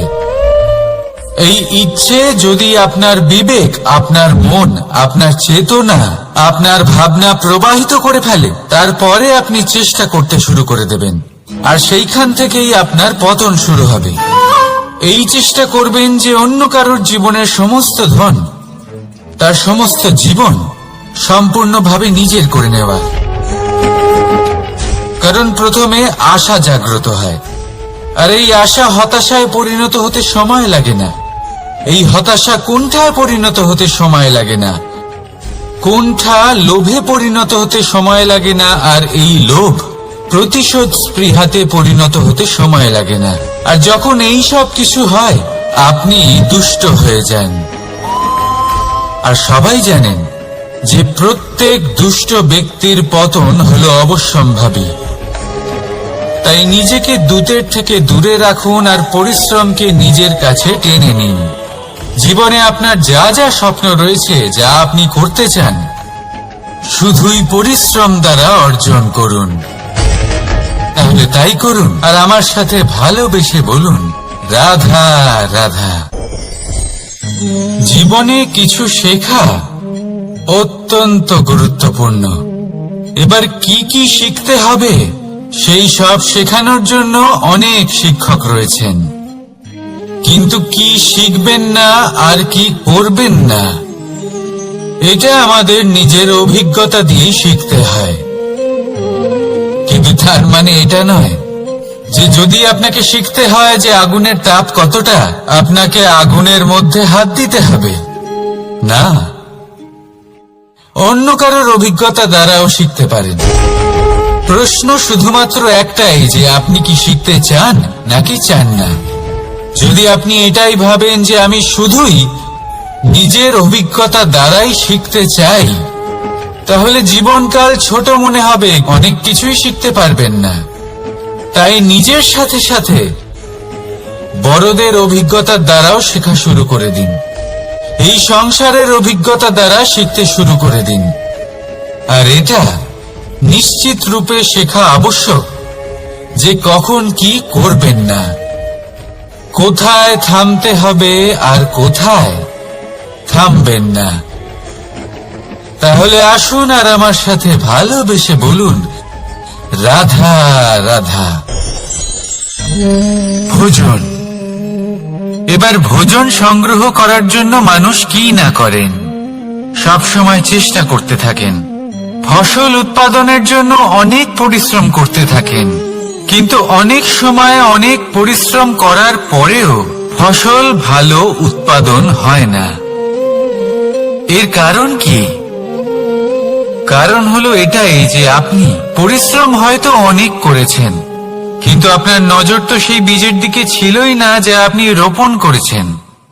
সেই জন্য সব সময় কোনো বীজ রোপণ করার আগে তাকে পরখ করে দেখুন, তা অত্যন্ত আবশ্যক। আর সেইভাবেই যখনই কোনো কর্মের প্রশ্ন আসে, তাহলে সেখানে শুধুমাত্র পরিশ্রম যথেষ্ট নয়। সেই কাজের প্রতি আপনার কর্তব্য কি, আপনার উদ্দেশ্য কি, সেটা জানা হলো অত্যন্ত গুরুত্বপূর্ণ। তাই কর্ম করুন, কিন্তু সেই কর্মের প্রতি আপনার যা উদ্দেশ্য তার মাহাত্ম্য বুঝতে চেষ্টা করুন। তাহলে আসুন আমার সাথে ভালোবেসে বলুন, রাধা রাধা। জীবনে যখনই কোনো বস্তু বা সুখ স্বাচ্ছন্দ্য অধিক মাত্রায় আপনার কাছে চলে আসে, তখন নিজেকে শ্রেষ্ঠ মনে করার একটা প্রবণতা দেখা যায়, যা হয় আত্মবিশ্বাসে পরিণত হয়, নয়তো অহংকারে। এবার আত্মবিশ্বাস আর অহংকারের মধ্যে অনেক বড় পার্থক্য রয়েছে। আমি এটা করতে পারি, আমি ওটাও করতে পারি, এ হলো আত্মবিশ্বাস। শুধুমাত্র আমি এটা করতে পারি, শুধুমাত্র আমি ওটাও করতে পারি, আমি হলাম সর্বশ্রেষ্ঠ, এটা হলো অহংকার। এবার এই অহংকার এর ধ্বনি অনেক দূর প্রবাহিত হয়, আর এর প্রহার সর্বপ্রথম আপনাকে বিপর্যস্ত করে। এবার এই অহংকার এর বিপরীত শব্দ হলো বিনয়, অর্থাৎ নিজের ঊর্ধ্বে উঠে অন্যের বিষয়ে ভাবনা চিন্তা করা, সংসারের বিষয়ে ভাবা। এই বিনয়ী হবার চেষ্টা করুন, একের থেকে অনেক হওয়ার চেষ্টা করুন এবং একসাথে থাকার চেষ্টা করুন। নিশ্চিত রূপেই আপনি বিকাশের কারণ হবেন। মত্ততা থেকে নিজেকে দূরে রাখুন, অহংকার থেকে নিজেকে দূরে রাখুন। এই মন প্রসন্ন হয়ে বলবে, রাধা রাধা। কোনো এক বস্ত্রে যদি ছোট্ট একটা ছিদ্র উৎপন্ন হয়, আর যদি আমরা তার দিকে নজর না দিই, তাহলে সময়ের সাথে সমগ্র বস্ত্র ছিঁড়ে যায় আর কোনো কাজে আসে না। যদি কোনো একটা নৌকাতে ছোট্ট একটা ছিদ্র উৎপন্ন হয়, তাহলে সময়ের সাথে পুরো নৌকাই জলে ডুবে যায়। লক্ষ্যের দিকে অগ্রসর হওয়ার সময় একটা ছোট্ট ভুল আপনি যদি করে ফেলেন, তাহলে আপনাকে তার লক্ষ্যের থেকে দূরে করে দিতে পারে। এমনটা এই সম্পর্কের সাথেও হয়ে থাকে। কোনো একটা ছোট্ট কথা, একটা ছোট্ট মনোমালিন্য যদি সম্পর্কে আসে এবং সেটা না মেটানো হয়, তাহলে সেই সমগ্র সম্পর্কটা, অনেক বড় বড় সম্পর্ক ভেঙে যেতে পারে। যদি আপনার সম্পর্কে ছোট্ট একটা ছিদ্র উৎপন্ন হয়, তাহলে প্রেমের সূচ আর স্নেহের সুতো দ্বারা সেলাই করে ফেলুন, যাতে আপনার এই সম্পর্ক অটুট থাকে এবং প্রেম দ্বারা পরিপূর্ণ থাকে। আসুন আমার সাথে ভালোবেসে বলুন, রাধা রাধা। দু রকমের প্রাকৃতিক বেগ থাকে। প্রথম হলো বর্ষা। যখন এর বর্ষণ হয়, তখন মাটিকে শীতল করে নতুন ফসল ফলায়। আর দ্বিতীয় হয় পবন, যা আমাদের সর্বদা শ্বাসবায়ু প্রদান করে।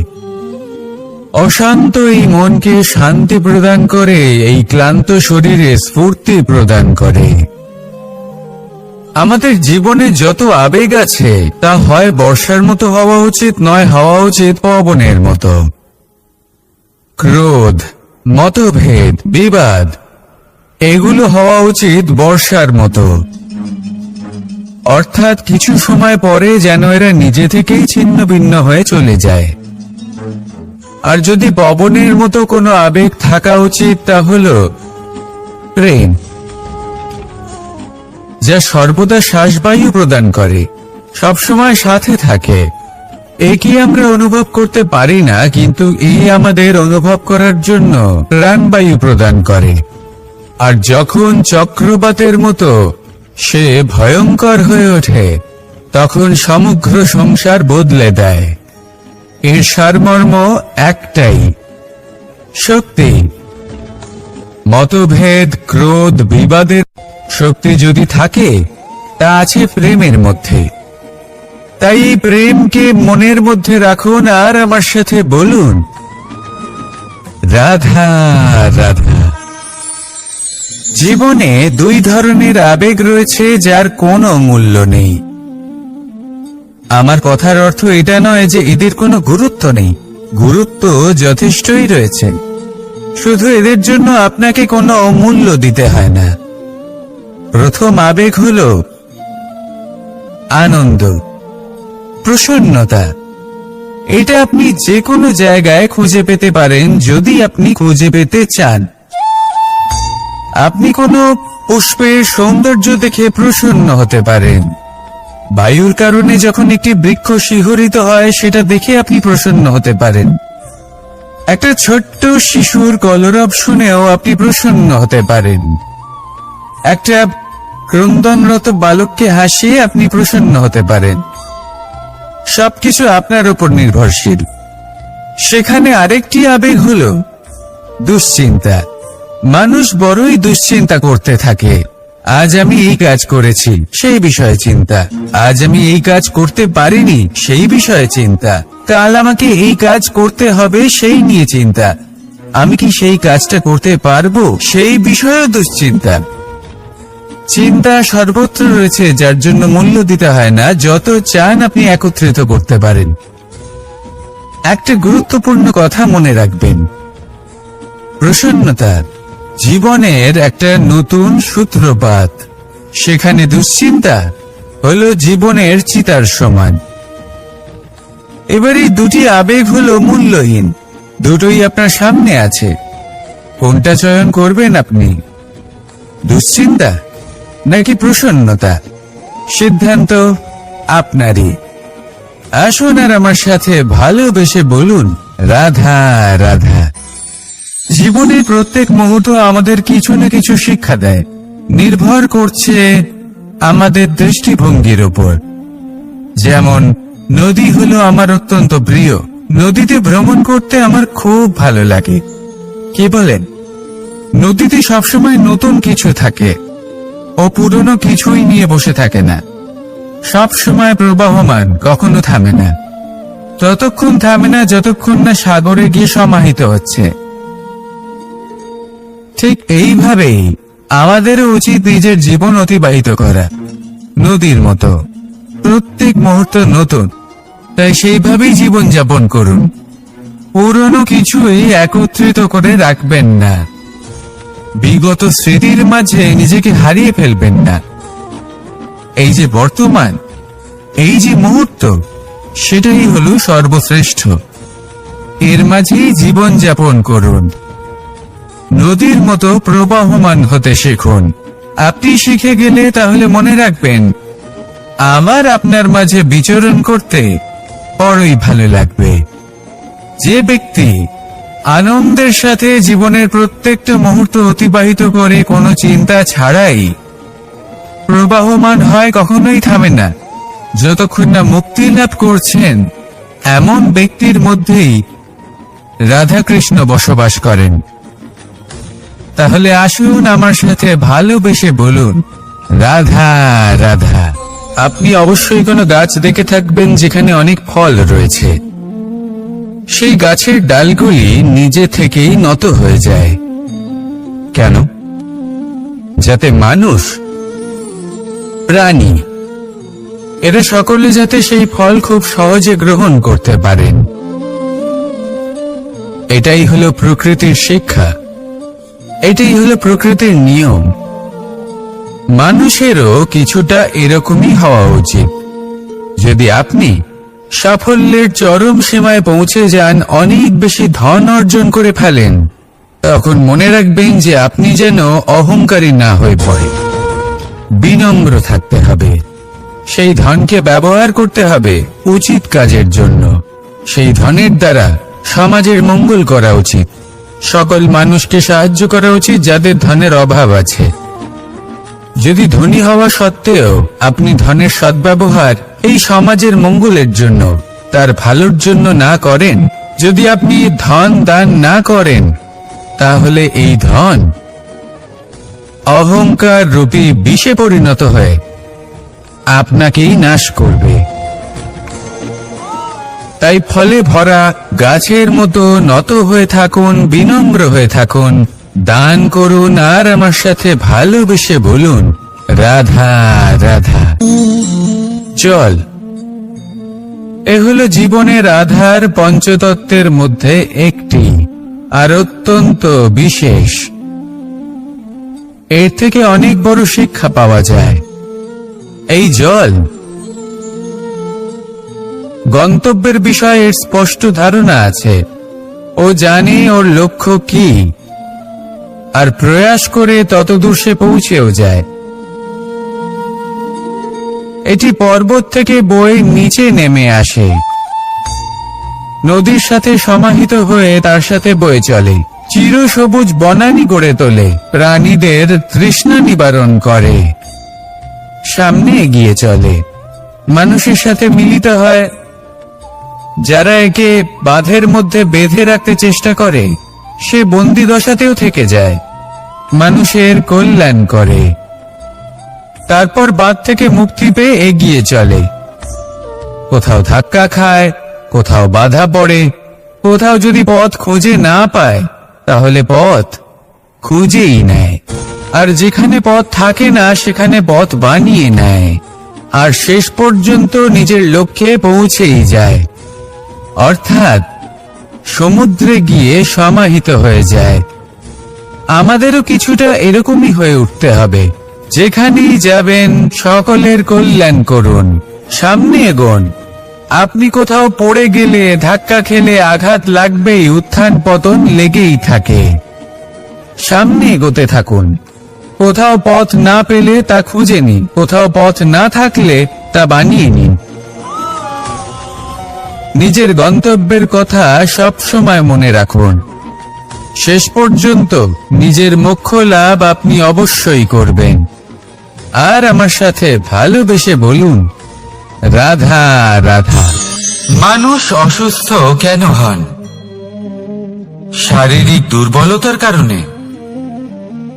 না, মানুষ অসুস্থ হন তার মানসিকতার কারণে, তার বিবেকের কারণে, তার কর্মের কারণে, তার ক্রোধের কারণে।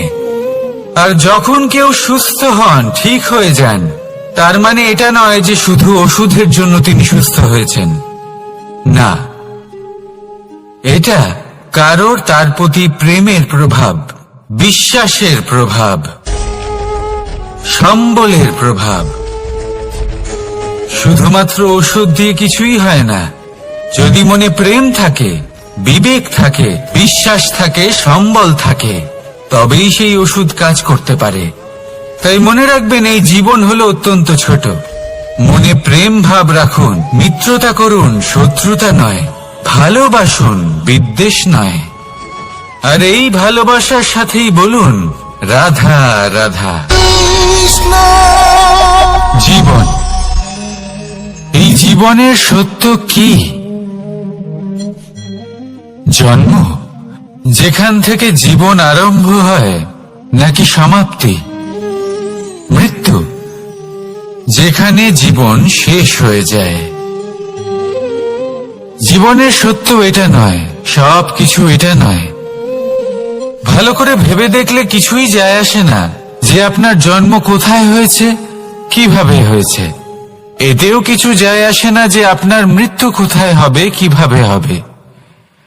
যায় আসে তখন, গুরুত্বপূর্ণ হলো এটাই, যে জীবন আপনি যাপন করেছেন তার উদ্দেশ্য কি ছিল, কি ভাবনা নিয়ে আপনি বেঁচেছেন।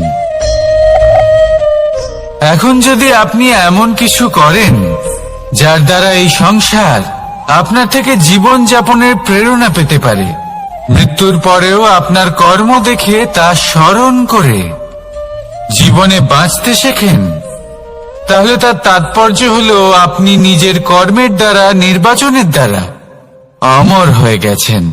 দেখুন, জীবনে দুশ্চিন্তা করা হলো বৃথা, মৃত্যুর ভয়ও হলো বৃথা।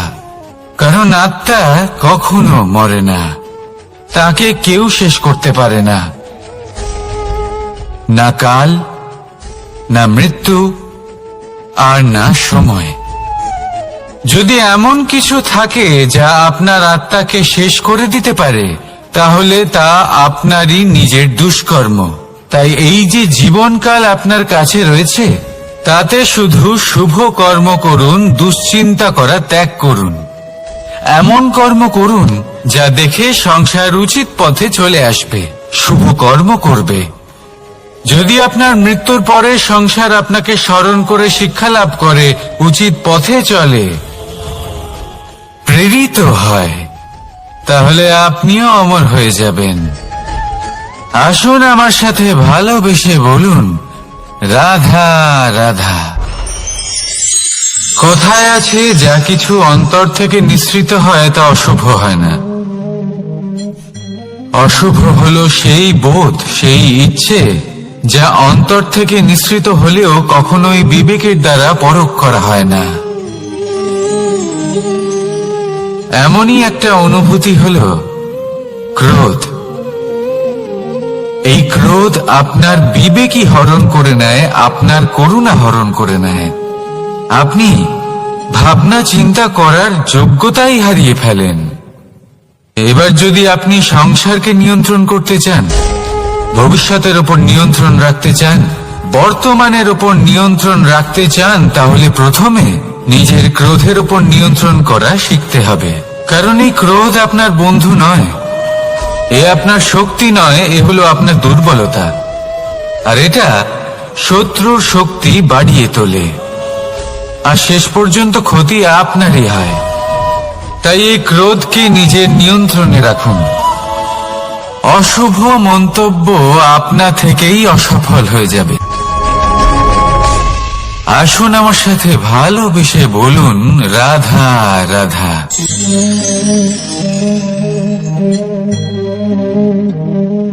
প্রশান্তি জড়িত নিদ্রা মানুষের জীবনের একটা অত্যন্ত গুরুত্বপূর্ণ সুখ এবং প্রয়োজনীয়তাও। দেখতে গেলে এই সংসারের প্রত্যেক পশু পাখি, প্রত্যেক জীব অবশ্যই নিদ্রা প্রাপ্ত করেন, কিন্তু মানুষ, যার মধ্যে বিচার বিবেচনা করার শক্তি অন্যদের থেকে অনেক বেশি, তার কিন্তু ঘুমের কিছু সমস্যা অবশ্যই হয়। কি বলেন? তাই তো। এবার এর কারণ কি? চিন্তা। এবার চিন্তা আমাদের সবার জীবনে আছে। আমরা সকলে জানি যে চিন্তা কখনো আমাদের সাহায্য করে না, তাও আমাদের জীবনে আছে। কেন? চিন্তার মাধ্যমে কি কখনো কোনো সমস্যার সমাধান হয়েছে? অর্থের চিন্তা করলে কি অর্থ লাভ হয়? ভবিষ্যতের চিন্তা করলে কি ভবিষ্যৎ ঠিক হয়ে যায়? স্বাস্থ্যের চিন্তা করলে কি স্বাস্থ্য নিজে থেকেই ঠিক হয়? হয় না। তাহলে এই সব কিছু থেকে আমাদের একটা ছোট্ট শিক্ষা অবশ্যই লাভ করা উচিত। আপনিও আপনার কাঁধ থেকে চিন্তার এই বোঝা নামিয়ে ফেলুন।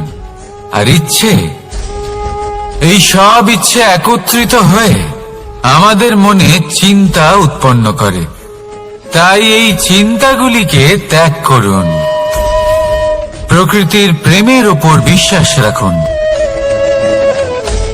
মনে রাখবেন, যিনি চিন্তা মুক্ত হবেন তিনি চিতা মুক্ত হবেন। সুখের নিদ্রা প্রাপ্ত করুন, আর নিদ্রায় যাবার আগে আমার সাথে ভালোবেসে বলুন, রাধা রাধা। মহাদেব, সেই দেবতা যিনি মহান, যাকে দেবতাদের দেবতা বলা হয়, যিনি হলেন আমার আরাধ্য। কখনো আপনার মনে এই প্রশ্ন এসেছে যে শিবকেই কেন মহাদেব বলা হয়, অন্য কোনো দেবতাকে কেন বলা হয় না?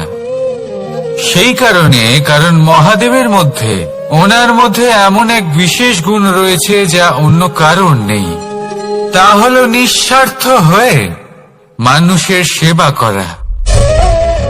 যদি প্রয়োজন পড়ে, যদি সৃষ্টির পথে বিনাশের কালো মেঘ ছেয়ে থাকে, তখন নিজের প্রাণের চিন্তা না করে হলাহল পান করার জন্য প্রস্তুত থাকেন মহাদেব। আর এই অদ্বিতীয় ত্যাগের জন্যই শিবকে মহাদেব বলে ডাকা হয়। এবার যদি কোনো মানুষও নিঃস্বার্থ ভাবনার দ্বারা নিজেকে অর্পণ করে দেয় এই জগতের কল্যাণের জন্য, মানুষের সেবার জন্য, তাহলে তিনিও মহাপুরুষ, মহামানব হতে পারেন।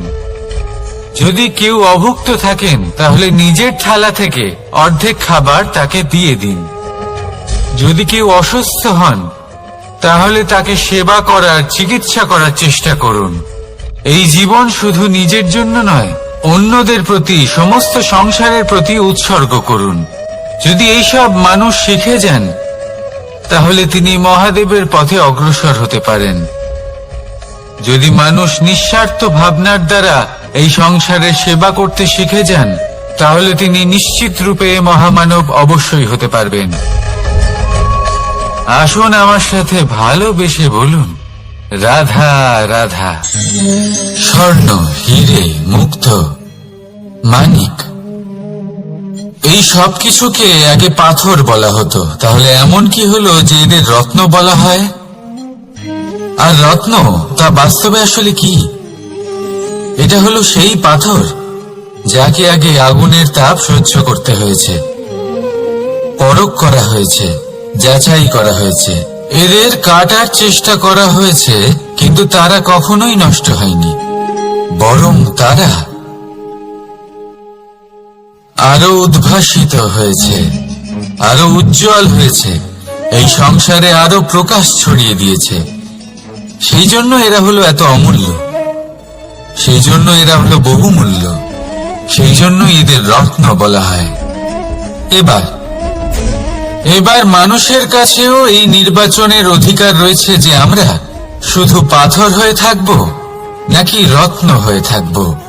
কিভাবে? আমাদের জীবনেও অনেক সমস্যা রয়েছে, বাধা আছে, বিপত্তি আছে। আমরা সেই বাধার তাপে উত্তপ্ত হই, এই সমস্যা আমাদের কাটার চেষ্টা করে। অনেক মানুষ বিভিন্ন পরিস্থিতি আমাদের ভাঙার চেষ্টা করে, কিন্তু আমাদের নষ্ট হলে চলবে না। যেভাবে এই রত্ন সমস্যার সম্মুখীন হয়ে পাথর থেকে রত্ন হয়েছে, সেইভাবেই আমাদেরও আমাদের সমস্যার সম্মুখীন হয়ে রত্ন হয়ে উঠতে হবে, এই সংসারে প্রকাশের স্রোত হয়ে উঠতে হবে। তাহলে এটাই করুন আর আমার সাথে ভালোবেসে বলুন, রাধা রাধা।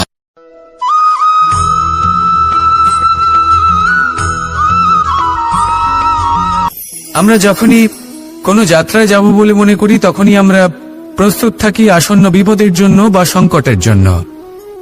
যেমন যদি আমাদের মনে হয় যে আজকের পরিবেশ খুব ঠান্ডা হবে, তাহলে আমরা গরম বস্ত্র ধারণ করি বা সেটাকে সাথে নিয়ে যাই।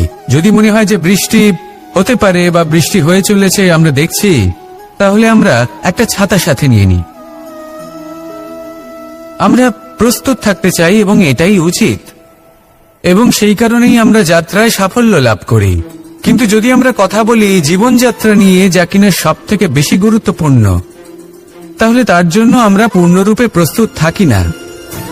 আশেপাশের মানুষ, এই সমাজ, আমাদের সাথী, আমাদের মিত্ররা যে কোনো মুহূর্তে বদলে যেতে পারেন। সেই জন্য আমরা নিজেদেরকে কখনো সাবধান করি না, কখনোই নিজেদের প্রস্তুত করি না। আমাদের এটা কখনোই মনে হয় না যে এরকম হতে পারে, আর সেই কারণেই শেষে গিয়ে আমরা অত্যন্ত দুঃখ পাই। একটা অমূল্য শিক্ষা আছে যেটা আমাদের লাভ করা উচিত, সতর্ক থাকা উচিত। এই জীবনযাত্রার জন্য শুধুমাত্র এই পরিবেশের বিষয়ে তথ্য সংগ্রহ করা বা তাকে অনুমান করা, এটুকু হলেই চলবে না। আমাদের আশেপাশের মানুষজনকে দেখতে হবে, তাদের স্বভাব পরিস্থিতির ওপর নজর রাখতে হবে। যখন তারা রং পাল্টাচ্ছেন, নজর রাখতে হবে, তা অত্যন্ত আবশ্যক। পরিবর্তন আপনার জীবনে অবশ্যম্ভাবী, সঠিকভাবে তার সম্মুখীন হন। আসুন আমার সাথে ভালোবেসে বলুন, রাধা রাধা।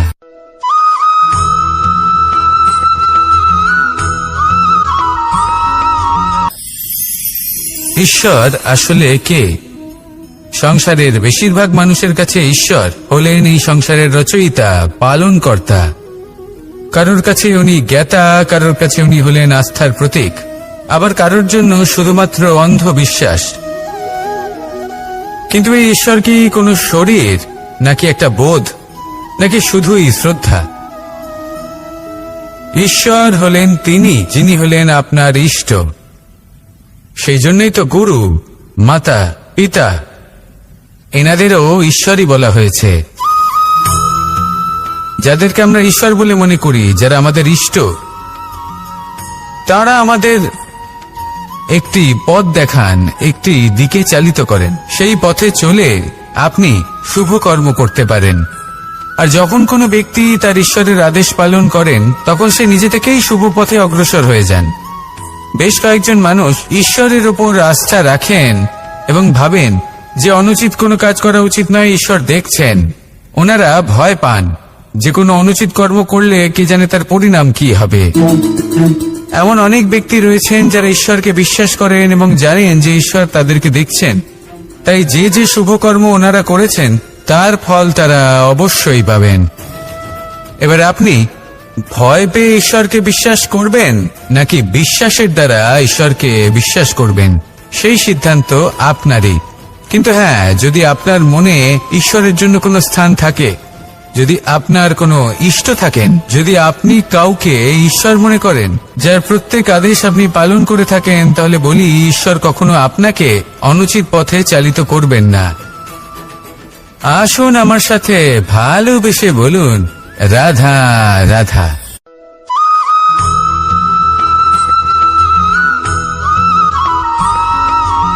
আমি রথে যাত্রা করি, তাতে বারবার পথে থামি আর দেখি যে আমি অনুচিত দিকে যাচ্ছি না তো, আমি উচিত পথেই যাচ্ছি তো। কারণটা কি? কারণ হলো যাতে আমি পথভ্রষ্ট না হয়ে যাই। জীবনযাত্রাতেও এটাই প্রয়োজন। জীবনযাত্রায় ভোগ বিলাসের পথে হারিয়ে যাওয়া খুব সহজ। বারবার থেমে আপনাকে দেখতে হবে, নিজেকে কিছু প্রশ্ন করতে হবে। আমি কি আজ সেই কর্মই করছি যেটা আমি করতে চেয়েছিলাম? আমি কি আজ সেই জীবন যাপন করছি যেমন আমি যাপন করতে চেয়েছিলাম? যদি এই প্রশ্নগুলোর উত্তর হ্যাঁ হয়, তাহলে এগোতে থাকুন, নয়তো থেমে যান এবং বিচরণ করুন। মনে রাখবেন, এই সংসার অত্যন্ত জটিল আর এতে হারিয়ে যাওয়া অত্যন্ত সরল। সেই জন্য নিজে থেকে বারবার থামা এবং জীবন চিন্তন করা অত্যন্ত আবশ্যক। তাহলে সেটাই করুন আর আমার সাথে ভালোবেসে বলুন, রাধা রাধা।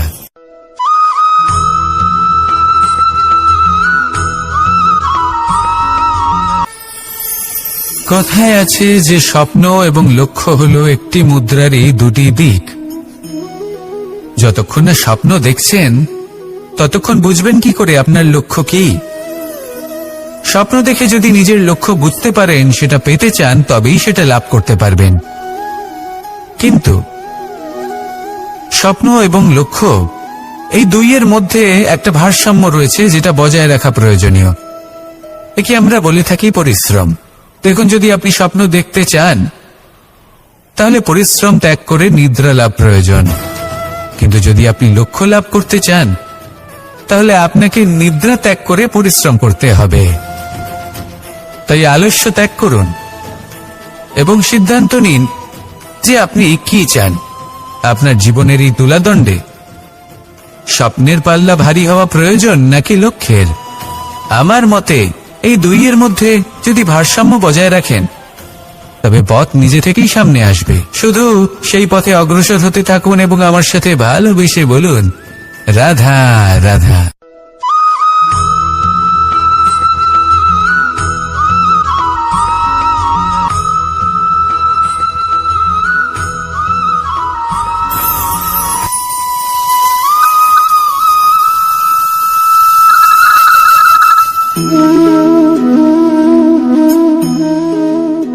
মোহনের বাঁশির এই সুর, এই সঙ্গীত কার না পছন্দ হয়?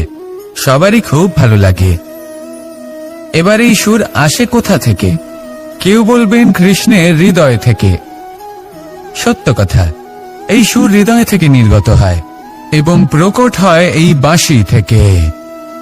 এই বাঁশিটাকে দেখুন, এই ছিদ্রগুলি দেখুন, প্রত্যেকটা সুর থেকে নিজস্ব একটা স্বর নির্গত হয়। এবার যে ব্যক্তি এই সমস্ত সুর এবং স্বর বুঝতে পারেন, এতে নিপুণ, তিনি এই বাঁশির দ্বারা যে সুর নির্গত করবেন তা তো মধুর অবশ্যই হবে। এবার জীবনের সাথেও কিছুটা এরকমই ঘটে।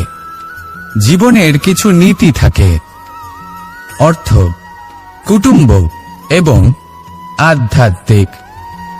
যদি জীবনের প্রত্যেকটা মুহূর্ত সুখময় হয় এরকম আপনি চান, তাহলে এই তিনটি নীতিতে আপনাকে নিপুণ হতে হবে। কোনো একটি বিশেষ নীতির প্রতি যদি আপনি বেশি ঝুঁকে পড়েন, তাহলে বাকি দুই নীতি থেকে যা সুখ লাভ করা সম্ভব তা পারবেন না। ধন অর্জন করতে হবে পরিবারের জন্য, পরিবারের সুখ মনের শান্তির জন্য, মনে শান্তির প্রয়োজন মনের শুদ্ধতার জন্য। যখন এই মন শুদ্ধ হবে, জীবন শুদ্ধ হবে, পবিত্র হবে, সুন্দর হবে এবং ভালোবেসে বলবে রাধা রাধা।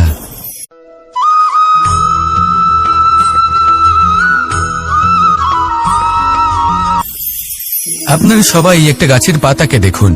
যতক্ষণ পর্যন্ত ও গাছের সাথে মানে গাছের ডালের সাথে জুড়ে থাকে সে সবুজ থাকে, বাতাসের সাথে সে নড়তে থাকে।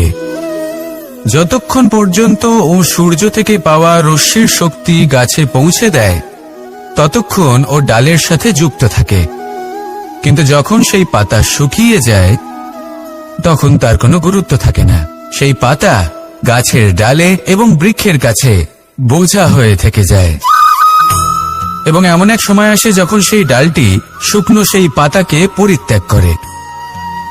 এটাই আমরা এই প্রকৃতিতে দেখি এবং এটাই হলো সত্য। আর এটাই আমাদের জীবনে খুব বড় একটা শিক্ষা। যদি আপনিও নিজের জীবনে নিজের আপনজনদের কাছে বোঝা স্বরূপ হয়ে দাঁড়ান, তাহলে তারা আপনাকে যতই ভালোবাসুক না কেন, ওনারা যদি নাও চান তাহলেও এমন এক দিন আসবে যখন আপনার আপনজন আপনাকে পরিত্যাগ করবে। সেই জন্য সবসময় আত্মনির্ভর হয়ে ওঠার চেষ্টা করুন, নিরন্তর পরিশ্রম করতে থাকুন। কারোর উপর বোঝা হয়ে থাকবেন না, বরং তার সাথে মিলে দায়িত্ব পালন করুন। এমনটা করবেন তাহলে আপনার সম্মানও বজায় থাকবে এবং সম্পর্কের মধ্যে আপনার মূল্যও বজায় থাকবে। আসুন আর আমার সাথে ভালোবেসে বলুন রাধা রাধা।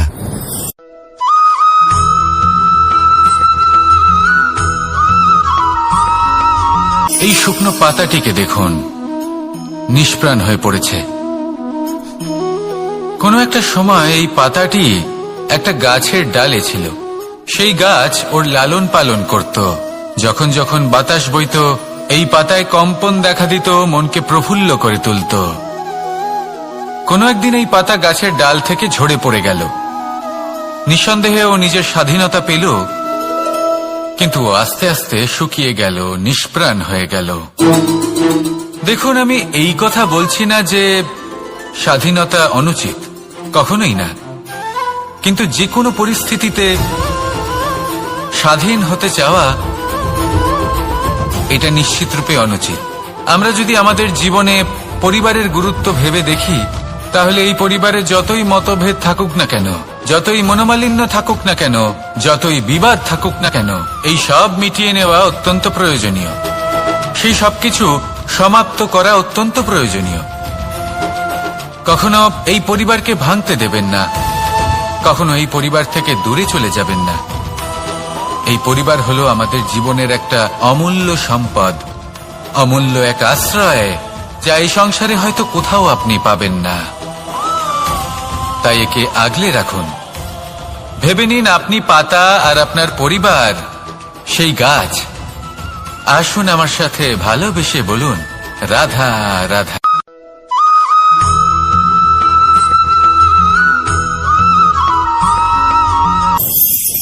প্রেম আড়াই অক্ষর, মাত্র আড়াই অক্ষরের এই শব্দ প্রেম, এর মধ্যে ত্রিলোকের এবং সমগ্র ব্রহ্মাণ্ডের বীজ নিহিত আছে। এমন কি আছে যা এই প্রেম করতে পারে না? যেখানে শক্তি এবং বিদ্যা প্রয়োগ করে আপনি কিছুই করতে পারবেন না, সেটাও প্রেম দ্বারা অর্জন করা সম্ভব। প্রেম চাইলে পাথরেও ফুল ফোটাতে পারে। প্রেম চাইলে ন্যাড়া পাহাড়ের বুক চিরে নদীপথ তৈরি করতে পারে। চাইলে নিরক্ষর ব্যক্তিকে সংসারের শ্রেষ্ঠ জ্ঞানী করে তুলতে পারে। শুধুমাত্র এই প্রেমের জন্য সবার দুষ্টু কানাই ঘনশ্যাম হয়ে উঠেছিল। শুধুমাত্র এই প্রেমের টানেই ত্রিলোকের স্বামী দ্বারকাধীশ নির্ধন সুদামার পদসেবাও করেছিলেন। এই প্রেম হলো সংসারের সবথেকে বড় শক্তি। এই সংসারের আধার হলো প্রেম। এমন কিচ্ছু নেই যা এই প্রেমের পক্ষে সম্ভব নয়। যেখানে বিদ্যা এবং শক্তি সাহায্য করতে পারে না, সেখানে এই প্রেম আপনাকে জয়ী করে দিতে পারে। তাহলে আসুন আর আমার সাথে ভালোবেসে বলুন, রাধা রাধা।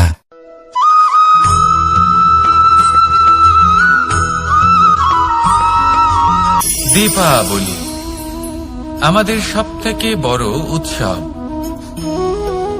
শ্রীরাম রাবণকে পরাস্ত করে 14 বছরের বনবাস কাটিয়ে আবার অযোধ্যায় ফিরে এলেন অমাবস্যার রাত্রে।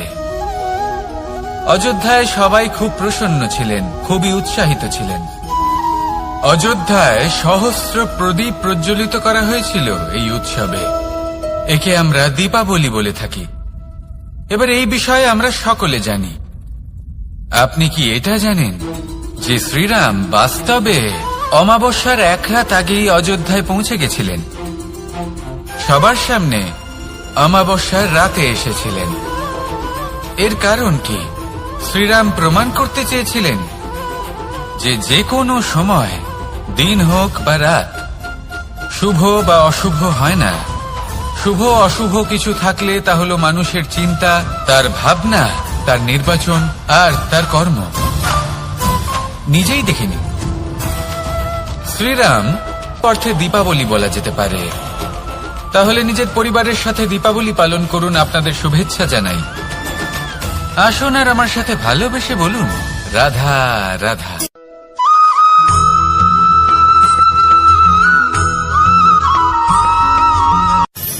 মানুষের এই জীবন, মানুষ জন্ম নেয়, একটা নির্দিষ্ট সময়ের পরে এই সংসার ত্যাগ করে চলেও যায়।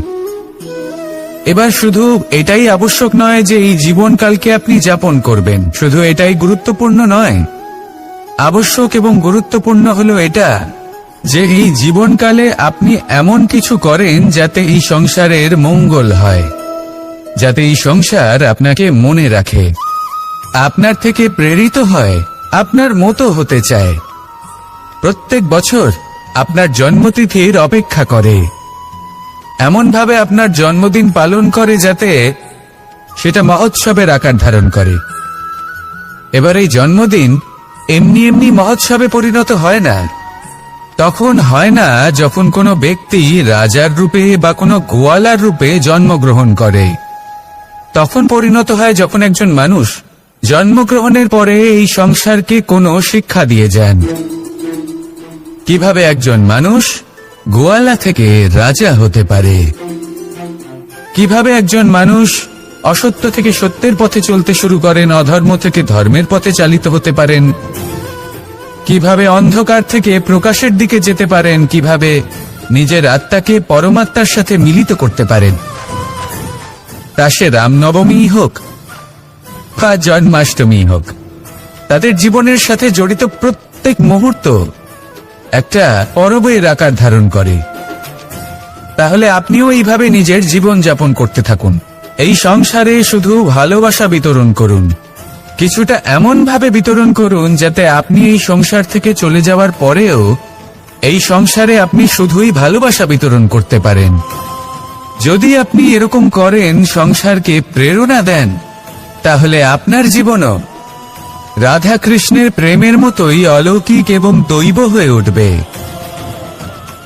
আসুন আর আমার সাথে ভালোবেসে বলুন, রাধা রাধা।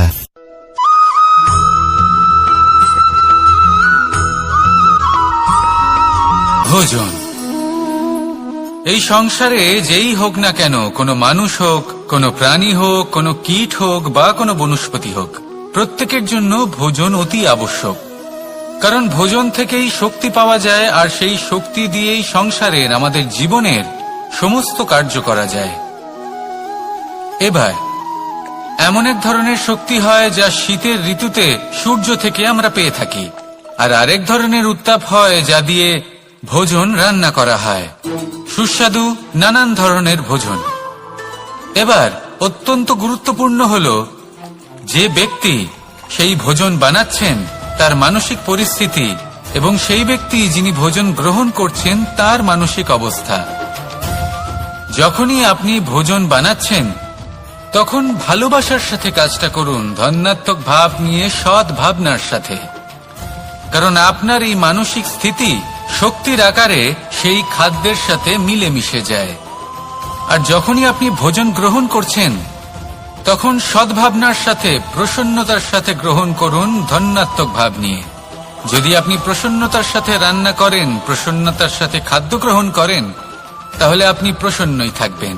আর মন সুপ্রসন্ন হয়েই বলবে, রাধা রাধা।